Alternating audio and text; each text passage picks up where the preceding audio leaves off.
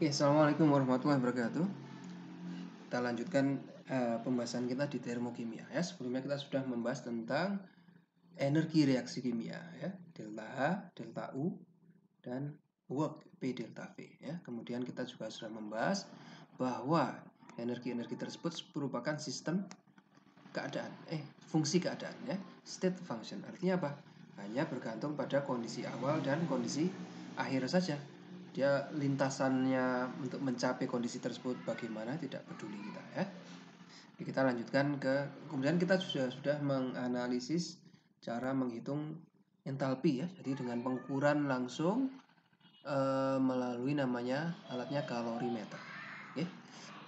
Nah, sekarang kita lanjutkan alternatif lain untuk mengukur entalpi atau untuk menganalisis entalpi ya. Nah, oke. Karena sifat fungsi keadaan dari ketiga variabel energi ini, delta U, delta H, dan P delta V, maka ini menjadi memudahkan kita dalam mengukur nilai-nilainya ya. Ada alternatif lain yang bisa kita gunakan ya. Contohnya di sini adalah kita dapat membandingkan entalpi reaksi ini dapat kita hitung dari membandingkannya dengan nilai entalpi pembentukan standar ya, dari reagen dan produk dari sebuah reaksi ya. Nah, ini kita sebut sebagai entalpi pembentukan standar, lambangnya delta HF0. F ini artinya formation, pembentukan, 0 ini kondisi standar ya. Nah, didefinisikan sebagai perubahan kalor yang dihasilkan atau diserap pada proses pembentukan senyawa paling stabil dari unsur penyusunnya pada satu atmosfer ya. Nah, ini kita definisikan sama dengan 0. Maksudnya apa? Ya, ini seperti ini. Ketinggian misalnya energi potensial gravitasi ya. Ketinggian itu kan kita tidak bisa mengukur. Dari mana ini kita bisa mengukur ketinggian ini? Apakah standarnya adalah pusat bumi ya? Kita ketinggiannya berapa atau standarnya apa? Kan sebenarnya bebas. Apakah pusat bumi atau permukaan bumi? Permukaan bumi yang mana? Apakah yang gunung atau yang laut? Ya. Ini kan bebas variabel yang kita bisa tentukan ya. Maka di geografi kita set ketinggian 0 itu mana sih? Adalah ketinggian di permukaan laut ya. Jadi di atas permukaan laut ketinggiannya plus, di bawah permukaan laut ketinggiannya minus. Sama juga dengan kimia ya. Kita akan set nilai nolnya itu di mana sih? Ya. Maka nilai 0 ini diset pada senyawa paling stabil ya pada satu atmosfer, pada kondisi satu atmosfer. Jadi penyusun atom-atom ini pada satu atmosfer membentuk senyawa apa yang paling stabil, kita berikan dia nilai 0 ya. Misalnya karbon dia membentuk banyak alotrop ya. Yang paling umum adalah grafit dan intan, diamond ya. Nah, ternyata pada satu atmosfer bentuk yang paling stabil dari dari karbon adalah grafit ya. Oleh karena itu kita set delta HFC dalam bentuk grafit adalah 0 ya. Sedangkan delta HF0C pada bentuk diamond adalah selisihnya. Berapa itu selisihnya ya? Kira-kira 1,9 kilojoule per mol ya, positif. Contoh yang lain misalnya oksigen memiliki dua alotropi ya. Dari atom-atom oksigen ini ketika satu atmosfer dia membentuk apa ya? Ada dua jenis, ada O2, ada O3 atau ozon ya. Ternyata yang lebih stabil adalah O2 ya. Sehingga delta HF kita berikan pada O2 ya. Delta HF 0 kilojoule per mol ini menjadi milik O2 dan delta HF 0 dari O3 ya selisihnya saja. Berapa? 142,2 ya. Contohnya tabel daftar pembentukan entalpi standar 1 atm 25 derajat Celcius ya. Logam-logam yang umumnya paling stabil dalam bentuk logamnya, silver, aluminium, apalagi nih, tembaga, magnesium, okay. Ini selalu nilainya 0 ya. Logam pada kondisi dasarnya entalpi pembentukannya 0. tadi yang kita bahas, karbon sebagai grafit 0, karbon sebagai diamond 1,9. Ya. Oksigen sebagai O2 0. Ya, oksigen sebagai O3 142,2. Oksigen sebagai O saja 249,4. Ya. Dan sebagainya. Kita memiliki banyak tabel. Ini lihat di textbooknya ya, bagian belakang. Nah, ada di apa namanya? Ini untuk daftar yang lebih lengkapnya ada di appendix di belakang buku textbook yang kita gunakan. Ya. Nah, dari sini kita bisa menghitung besarnya entalpi reaksi. Ya. Jika nilai entalpi pembentukan standar tiap senyawa, reagen, dan produk diketahui, maka kita bisa menghitung entalpi reaksi dengan cara menjumlahkan entalpi pembentukan standar, ya, yang kita sebut sebagai hukum Hess. Ya. Delta H dari reaksi adalah jumlah dari delta H pembentukan, ya, entalpi pembentukan dari produk dikurangi jumlah entalpi pembentukan dari reagen. Oke. Contohnya saya mempunyai reaksi magnesium oksida MgO, saya tambahkan dengan CO2 menghasilkan magnesium karbonat. Ya. Berapa delta H reaksinya? Ya, tinggal tambahkan aja produk delta HF 0 produk dikurangi delta HF 0 reagen, ya. Produknya tadi kita lihat di daftar tadi ya, MgCO3 berapa nilai delta HF 0-nya? Minus 1112,9, ya, dikurangi delta HF MgO berapa? Minus 601,8. Delta HF CO2 berapa? Minus 393,5. Ya, maka kalau kita hitung total dari reaksi ini, delta H-nya berapa? Delta H adalah minus 117,6 kilojoule per mol. Ya. Nah, dengan seperti ini kita bisa menghitung untuk reaksi apapun. Kalau kita tahu delta HF senyawa-senyawa pembentuknya dan senyawa hasilnya. Ya. Oke ya. Contoh, saya memiliki gas asetilena. Ini yang gas biasanya digunakan untuk para tukang las, untuk mengelas logam. Ya. Nah, ini kita ingin tahu berapa entalpi pembentukannya, delta HF dari asetilena ini berapa sih? Ya, kita ingin tahu. Bagaimana caranya? Ya, delta HF produknya dikurangi delta HF reagen. Ya, kita perlu data dari delta HF C22. Ya. Kemudian dikurangi delta H2, delta FC. Tapi ternyata sayangnya tidak semua ada di tabel, ya, seperti C22 ini tidak ada di tabel. Justru yang kita ketahui adalah reaksi pembakarannya. Ya. Nah, ini kan gampang, gas dimasukkan dalam kalorimeter, kita bakar dengan oksigen, kita akan dapatkan delta H-nya. Ya. 3/2. Gitu ya? 5/2. Iya enggak? Jadi 2 CO2 plus H2O. Begitu ya? Nah, ini kan bisa kita dapatkan dari kalorimeter dengan sangat mudah ya. Delta H-nya akan kita dapatkan dengan kalorimeter. Nah, untuk yang seperti ini bagaimana? Ya, kita perlu penjumlahan bersusun hukum Hess-nya secara tidak langsung. Ya. Nah, contohnya pokoknya saya ingin hasil akhirnya adalah reaksi ini. Oke. Maka saya perlu mencari delta C grafit, ya, misalnya ini. Delta C grafit saya dapatkan dari reaksi grafit ditambah 2O2 menjadi 2CO2. Maka saya bisa dapatkan ini. Delta HF-nya berapa? Delta H-nya.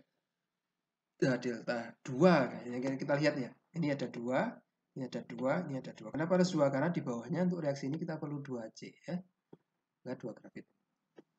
Nah, delta reaksi pembentukan ini padahal kan untuk 1 mol, ya.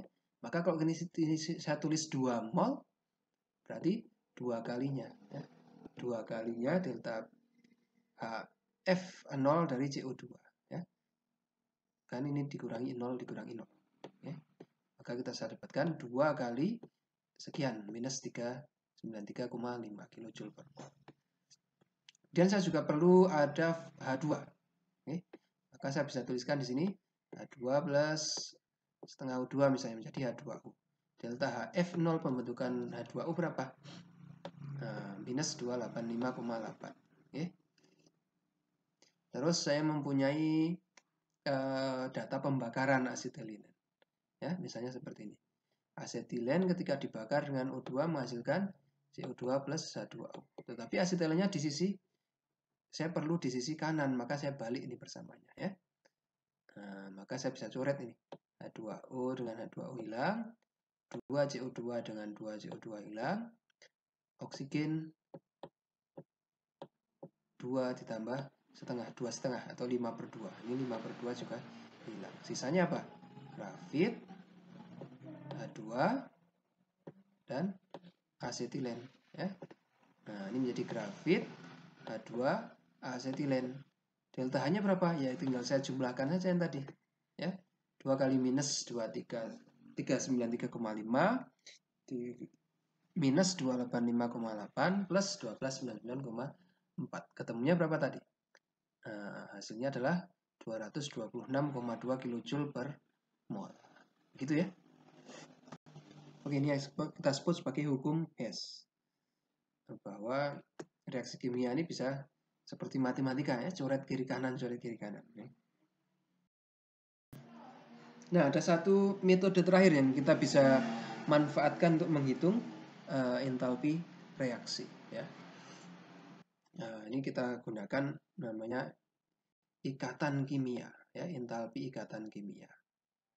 Menghitung selisih ikatan kimia atom-atom penyusun molekul produk dan juga molekul reagen ya. Nah, ini entalpi ikatan kimia ataupun entalpi didefinisikan sebagai entalpi, perubahan entalpi yang diperlukan atau dihasilkan untuk memutuskan ikatan kimia dari 1 mol substrat dalam bentuk gas ya. Ini biasanya diperoleh dari pengukuran dari molekul gas diatomik. Saya memiliki H2 kan, ini ikatannya H dengan H ya. Kemudian saya pisahkan. Nah, menjadi H bebas plus H bebas ya. Berapa energi yang diperlukan untuk memisahkan ini? Nah, ini yang kita ukur ya. Kita sebut sebagai entalpi ikatan kimia. Oke. Nah, dapatnya dari mana Pak? Ini sudah ada di database, di lampiran di textbook ya, yang lebih lengkap ada di sana ya. H2 menjadi H dan H ya. Atau molekul yang tidak sama juga bisa, HCl. HCl. Berapa sih energi ikatan antara H dengan Cl? Nah, kita pisahkan saja. Perlu berapa energinya untuk memisahkannya ya? 431,9. O2. O2 kan ikatan rangkap ya. Nah, ini untuk memisahkan ikatan rangkap energinya bisa lebih besar ya. Nah, ini lihat 498,7 ya. Lebih besar jika dibandingkan ikatan tunggal. Ikatan tunggal. Ini ikatan rangkap. N2. N ini ikatan rangkap 3. Ya. Ini pasti juga energinya jauh lebih besar yang diperlukan untuk memisahkannya. Oke. Nah, ternyata plus 941,4. Ya. Nah, kalau kita sudah tahu nilai entalpi ikatan kimianya, maka kita bisa hitung entalpi reaksi. Ya. Entalpi reaksi adalah sigma energi ikatan reagen. Ya.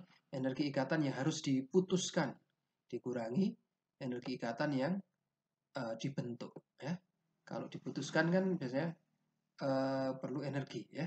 Membentuk ikatan itu mengeluarkan energi. Ya. Dalam kata lain, delta H0 ini delta energi yang masuk ke dalam sistem. Untuk memutuskan ikatan kan kita perlu menyuntikkan energi masuk ya.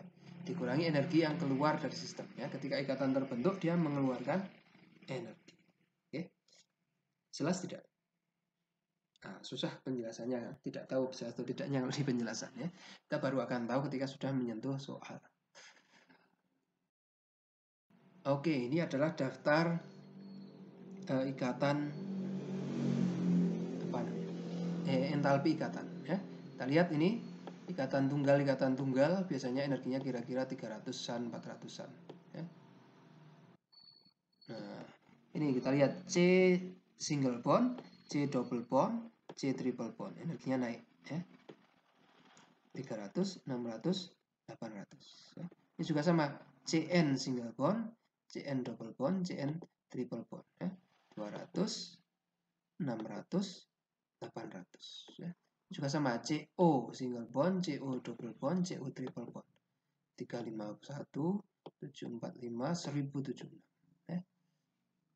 Dan energinya seperti itu ya. Semakin ikatannya rangkap atau rangkap 3, energinya semakin besar. Oke ya. Oke, kita latihan soal. Oke, pada reaksi fotosintesis pada tumbuhan hijau dan ganggang bersel tunggal mengubah CO2 dan H2O menjadi glukosa dan O2 dengan bantuan radiasi sinar matahari ya. Jika reaksi fotosintesis adalah 6CO2 plus 6H2O menjadi C6H2 plus O6 ditambah 6O2, maka tentukan besarnya nilai reaksi delta H0 ya. Maka kita bisa gunakan entalpi ikatan kimia. Contohnya ini. Maka untuk fotosintesis tadi yang perlu diputuskan mana ikatannya ya. Kan saya memiliki CO2 ya. CO2. Oke. Dan H2O. Ini ya. Ada 6 ikatan ada 6 molekul CO2 dan 6 molekul H2O. Maka perlu yang diputuskan berapa? Tiap satu molekul memiliki 2 ikatan. Maka 2 kali 6 12 ya. Saya harus memutuskan 12 ikatan C double bond O dan saya harus memutuskan 12 kali O double O single bond H ya. 12 kali C double bond O, 12 kali OH ya. 12 kalikan 745 jadi 8940 ya. Ini 12 kali 460 menjadi 5520. Oke. Ini adalah reagennya ya. Reagen. Kalau produknya bagaimana? Produknya adalah molekul glukosa. Seperti ini molekul glukosa ya. Ini adalah molekul glukosa. Maka ada berapa ikatan? Ini C, ini C ya. C. Tahu ya penggambaran molekul organik? Kalau tidak dituliskan ini berarti C atau H ya. Nah, ini C dengan C 1, C dengan C 2, C dengan C 3, C dengan C 4, C dengan C 5 ya. Ada 5 ikatan C single bond C ya. Maka 5 kalikan 3 4 7. Ketemunya 17 3 5. Kemudian ada juga C yang terhubung dengan O ya. C terhubung dengan O1, C terhubung dengan O2, C terhubung dengan O3. Ini C dengan O4, 5, 6, 7 ya. Ada 7 C yang terhubung dengan O single bond. Maka 7 kalikan 3 5 1 hasilnya 24 51. Kemudian O yang terhubung dengan H ini 1 2 3 4 5 ya. Ada 5 ikatan O single bond H. 5 kalikan 4 60 hasilnya 2300 kilojoule. Nah, kemudian ada ikatan CH ya. Ini C ini kan kakinya 4. Ini baru kepake 1 2 3. Berarti di sini harusnya ada 1H. Ini 1 2 3 4 5. Ini harusnya ada 2. 6 7 ya. Karena C itu kakinya harusnya 4. Oke. Ini totalnya ada 7 ikatan C dengan H. 7 kalikan 4 1 4. Hasilnya 2 8 9 8. Ya. Nah, terakhir selain menghasilkan glukosa juga menghasilkan oksigen ya. Berapa molekulnya? 6. Berarti saya perlu memutuskan 6 ikatan O double bond O ya. 6 O double bond O artinya 6 kalikan 498,7 hasilnya. Hasilnya 2992,2 ya. Ini produk.